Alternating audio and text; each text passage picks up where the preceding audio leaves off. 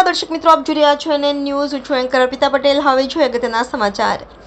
H2 કોસ્ટાડ Amroli આવાસમાં ભૂતભૂવા નામે મહિલાઓ પર અત્યાચાર. નકલી એસીપી વિજય રિક્ષાવાળાના સાગરીત ઇમરાન ઉર્ફે ઝાલિયોની કાળી વિદ્યા સામે આવી. સુરત શહેરના H2 કોસ્ટાડ આવાસ અમરેલીમાં એક અજીબો કિસ્સો સામે આવેલ. આજના આધુનિક યુગમાં ભૂત ભૂવા તાંત્રિક વિદ્યાના નામે નકલી બાવા બની બેઠેલો તથા સુરત શહેરના બદનામ પોલીસના રિક્ષા ચાલક તરીકે છબી ધરાવતો નકલી એસીપી વિજય વણઝારાના શહેરની અનેક મહિલાઓ સાથે રૂપિયાની લાલચ આપી સંબંધ બનાવે છે. પ્રેમજાળમાં ફસાવી ઇમરાન ઉર્ફે ઝાલિયા પાસે તાંત્રિક વિદ્યા નામે MD નશોની લત લગાવે છે.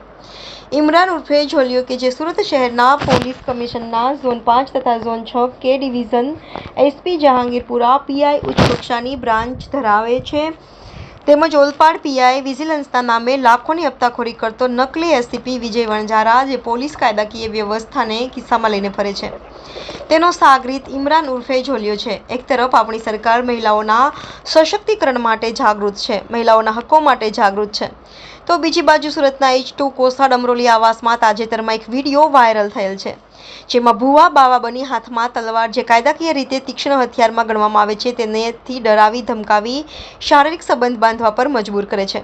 ખબર નહીં મહિલાઓ કોણ છે જે વિડીયોની ખરી તપાસ કરતા જાણવા મળશે.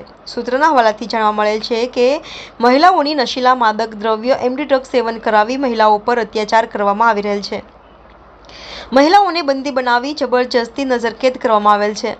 આપણી સુરતની જાંબાઝ પોલીસ ગણતરીના કલાકોમાં વિડીયોના આધારે આરોપી દોષીઓ સુધી પહોંચી સજા કરે છે.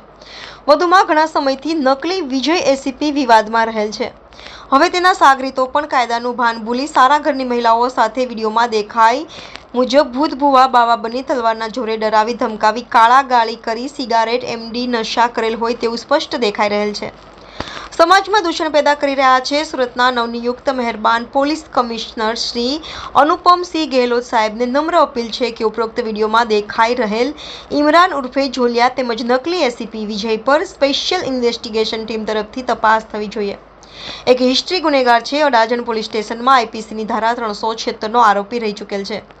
વહેલામાં વહેલી તકે યોગ્ય નિષ્પક્ષ તપાસ હાથ ધરી કાયદાકીય કાર્યવાહી કરવા નમ્ર અપીલ કરવામાં આવી છે.